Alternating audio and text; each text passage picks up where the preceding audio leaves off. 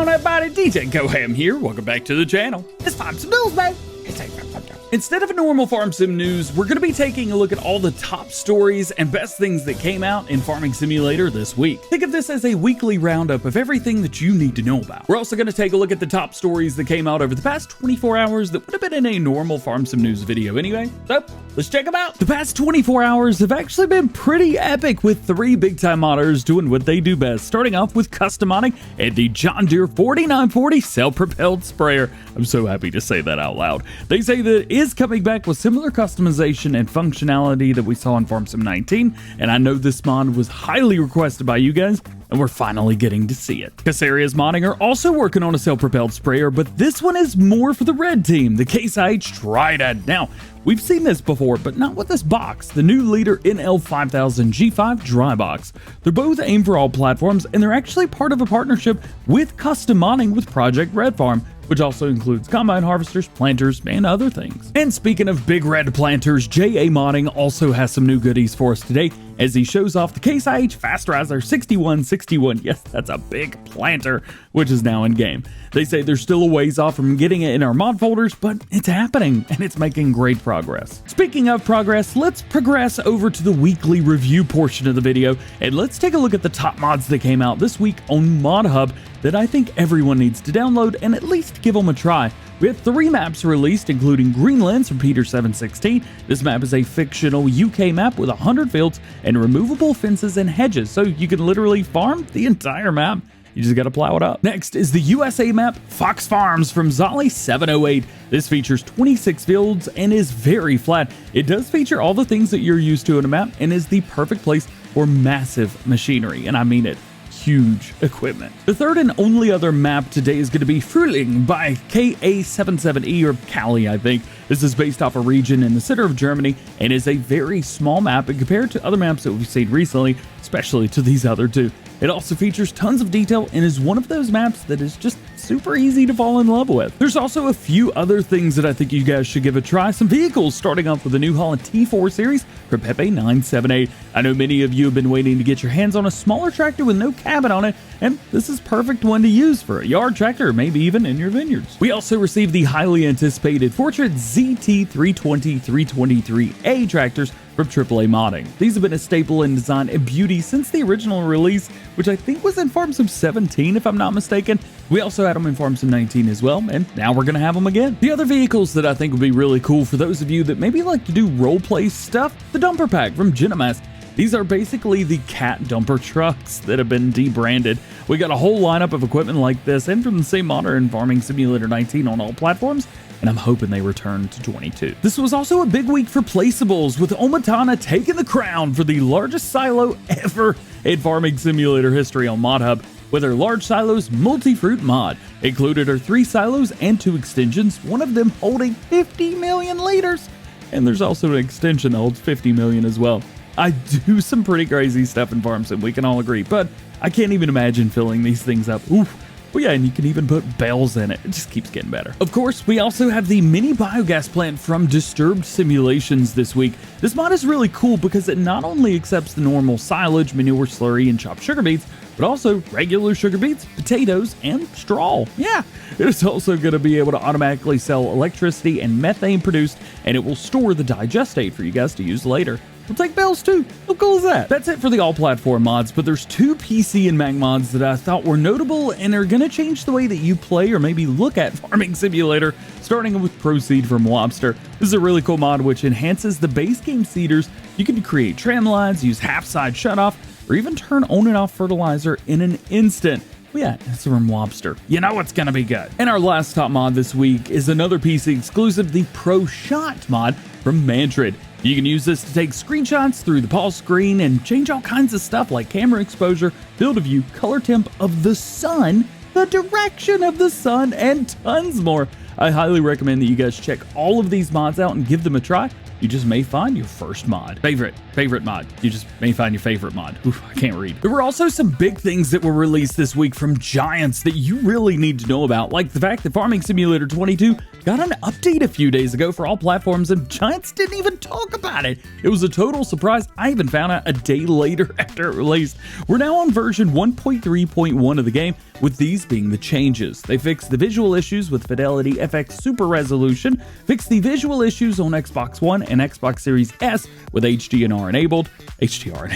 Yes, fixed the issue with flickering mirrors on PlayStation, fixed the attaching tension belts in multiplayer, fixed the shovels not being able to move material on the ground, fixed the text input with touch input on the Steam Deck, fix the microphone input on Steam Deck, and fix the invite issue on Google Stadia. If you guys are playing Farming Simulator 22, make sure that you check for an update on your PC or consoles. Most platforms do keep the game updated for you, so you may not have even realized that you updated the game, but it's always good to check. Giants also talked about the free Precision Farming DLC, basically reiterating information that we already knew, but some good stuff in there, saying that on April 19th, 2022, Farming Simulator 22 will receive a variety of precision farming technologies on all platforms with a new Precision Farming free DLC. Some features will be returning, like soil type, soil sampling, variable rate fertilization, which is my favorite part, and economic analysis. These were already available in the initial version for Farming Simulator 19, and Giants have improved some of them to optimize the experience for FS22 players. They also added the possibility to purchase soil maps, so instead of taking soil samples of the soil to improve your yield yourself, you can actually just buy that map containing all the necessary information, such as soil type, pH levels, and the content of nitrogen from a service provider. That's going to make things super easy for you guys on console. The usage of fertilizer is also going to be more efficient, as the application rate will be calculated based on the current vehicle speed, so you'll always apply the correct amount per hectare no matter how fast you go. Again, I'm calling Giants out. They knew who they were talking to there. In addition to the improved features, the new version of Precision Farming DLC for FS22 will also include crop sensors, an environmental score system, and variable rate seeding and drilling, and variable rate weed control. I did make a dedicated video on this topic earlier this week while I was actually on vacation, so check out that video for the full details if you haven't already. It's linked in the description. How's about a vineyard contest? Photo contest from Giant Software. They say that they're looking for the most lovely and picturesque vineyards in Farming Simulator 22. Embedded in a landscape of verdant hills and lush countryside with grapevines and olive trees striping the fields to create a serene and idyllic charm that could be a motif or a postcard.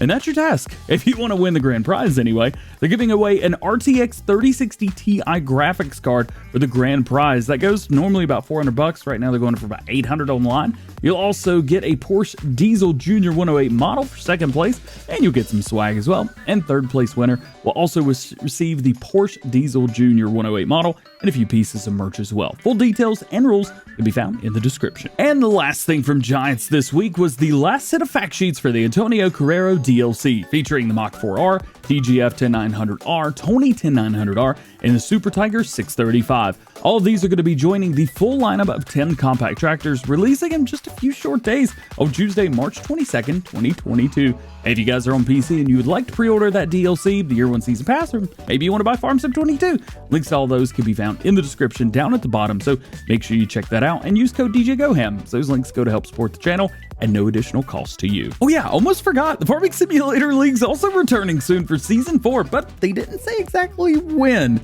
It's also been speculated if Giants would be using FSL on Farming Simulator 19 as the host again for Season 4, or if they're going to be bringing the new client over, Farming Simulator 22, to host the FSL. I think that's what they're going to do. I think the Farming Simulator League is going to be based on FS22 from here on out, but we don't know for sure.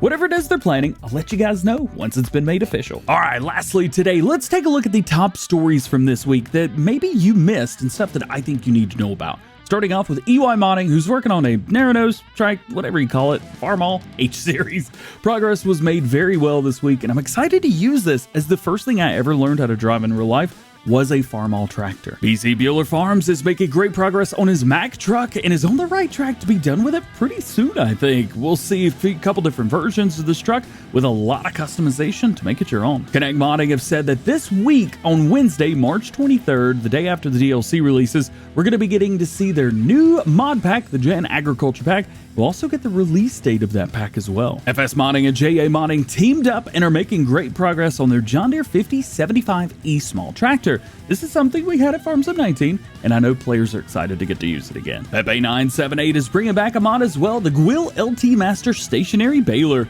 This is going to make wrapped bales in a single location of quite a few different things. So if you want, you could just take your bulk product right to the baler versus having to pick up the bales on the field later on. And lastly today, FSG is updating Chainsaw Valley with the Changelog 1.001. New save game required, sell point added to the animal dealer, updated chainsaw collectible notifications to display more information, English only unfortunately. They've also updated all collectibles to tell players to check the vehicle shop instead of the toy store, fixed the floating tree by the firehouse, updated the farmer's market to accept more products, and remove the pesky trees from field 14. But don't worry, I will never remove the pesky self-aware segue to the outro. It knows so much, but so little at the same time. I blame K-Bot. Just like every episode of Farm Sim News, I blame K-Bot for everything bad. Links to everything that we talked about today can be found in the description. There's no release dates for mods, so no one knows when any mod's going to be released. And if I didn't talk about something that you want to know about, that just simply means that there's no new information on that topic at the time of recording this video. So make sure you stay tuned to the channel and get subscribed for up-to-date information on everything that you need to know about going on in Farming Simulator. Well guys, that is it for today. I hope you enjoyed the video and I hope you enjoyed this series. I'm going to start doing these every weekend. If you did, make sure you drop a like on it. Get subscribed to the channel if you do. Join the GoHam fam. Make sure those notification bells are on as well. That way you never miss daily Farming Simulator videos here on the channel. All being said, hope you have a great day and a great weekend. We'll see you later. Peace.